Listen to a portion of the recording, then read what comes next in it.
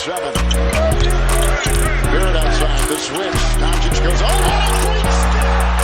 And he hammers it home. Broke his ankles. The Brooklyn Nets are down 3-0 against the Boston Celtics. Yes, let me repeat that. The Brooklyn Nets with Kevin Durant and Kyrie Irving are down 3-0 versus the Boston Celtics. And I thought this was going to be a good series. I think we all thought this was going to be a good series from game one. When Tatum spin game winner layup, I was like, holy shit, this is giving me an NBA Finals type atmosphere, type of vibe. You have Kevin Durant and Kyrie Irving versus Tatum, Brown, and Celtics defense. Will Kevin Durant and Kyrie Irving be able to overcome that? And I'm saying this right now, the Nets look like a 7th seed. The Nets look like a 7th seed, and you could say at the beginning of the season you thought the Nets were going to be the 2 seed, and you thought the Celtics were going to be the 7th seed. The way the Celtics looked at the beginning of the season, they wanted the coach fired. A lot of people were questioning, is Tatum a top option? And obviously, we're not questioning Tatum at all. We're not questioning this defense. We're not questioning any of the schemes. We're not questioning if they have an identity. This Celtics team looks freaking legit, and they have a chance to go to the NBA Finals. They really do. That's how good they look. Their defense, Derek White is doing a great job on the defense side of the basketball. You look at Jason Tatum, I've never seen, or I've probably have, but I'm kind of over-exaggerating in the moment. He's made such a huge leap defensively. You look back at his rookie year and second year, he wasn't this good defensively. He looks so engaged. He's doing such a great job using his physical tools. I've never seen Kevin Durant, I've never seen a player or I've seen a team just force so many deflections on Kevin Durant, block him, force him to turn the ball over. Kevin Durant looks rattled. One of the best scorers we've ever seen looks rattled. It looks like he's overthinking that game. Yes, Kevin Durant.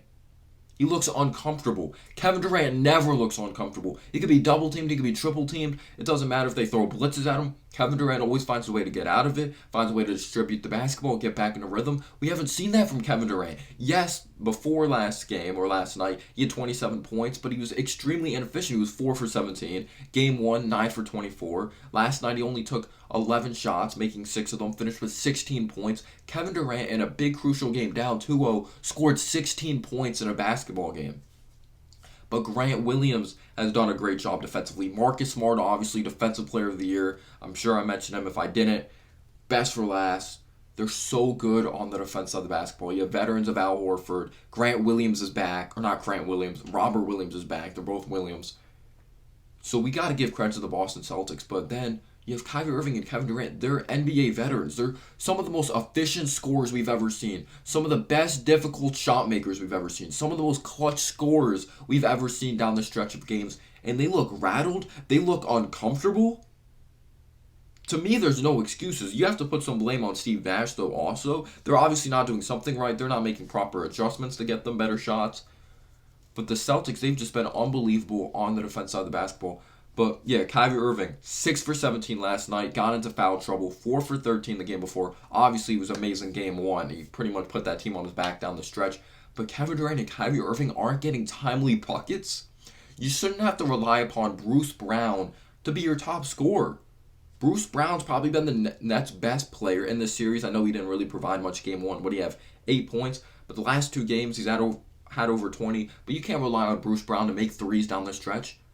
He's known as a guy who's a good defensive player, good rebounder. He's kind of like their mini Draymond that he doesn't put up big-time numbers, but he impacts the game at such a high level. You shouldn't have to rely on him. He only averaged 9 points per game in the regular season. Nicholas Claxton, I think he's been having a pretty solid series, but you can't rely upon these solid players. Like, yes, Bruce Brown could step up and Nicholas Claxton could step up, but if your key guys aren't stepping up, it means nothing. It really means nothing at all. You're cooked. You're done. The Nets just cannot get key defensive stops. Like, they just look a mess on the defense side of the basketball. They're undisciplined. They turned the ball over. They turned the ball over 21 times last night. And the final score, no, the Celtics destroyed them in the fourth quarter. The final score does not really dictate how that game was at all. They destroyed them. The Boston Celtics murdered them in the fourth quarter. Jaylen Brown, amazing down the stretch. Jason Tatum, amazing down the stretch. Just everyone had their imprint on this game. But you shouldn't have to rely on Blake Griffin to almost be your hero at the end of the game. That's how bad it was for Kevin Durant and Kyrie Irving in this game. That's how bad it was. And everyone's saying Ben Simmons is going to save the day. Ben Simmons is going to save the day. They're down 3-0. Ben Simmons hasn't played basketball in forever. He's a good defensive player. I'm going to give him credit there. He's a good passer. He's athletic. But when you're down 3-0, which is pretty much impossible to come back from, like at least NBA historically wise, when you look back at the history, you need a mentally tough basketball player. You need a leader. Ben Simmons is not one of those. So you expect Ben Simmons, who's someone that doesn't step up in the big moment, he's not a mentally tough player, to be the reason you come back in this series? Yeah, right. Like, are you kidding me? The same guy that passed up a layup, the same guy that passed up a dunk versus the Atlanta Hawks when Trae Young was near him, when Gallinari was near him. Two players that aren't good athletically. Like, are you kidding me? I understand there's going to be some type of delusion that comes out of you because you want to win the series, but no, they look done. They look like a 7th seed. They look bad. The Nets look bad. They look like a total mess. They're being outcoached. They're being outplayed. The Celtics look like they have the better players. Yes, Jason Tatum and Jaylen Brown have outplayed Kevin Durant and Kyrie Irving, especially when it matters most. That's freaking crazy. The Celtics are more physical. Offensive rebound after offensive rebound. What can I say? The Nets they just don't look good. They don't. Let me know down below your thoughts. Peace out, y'all.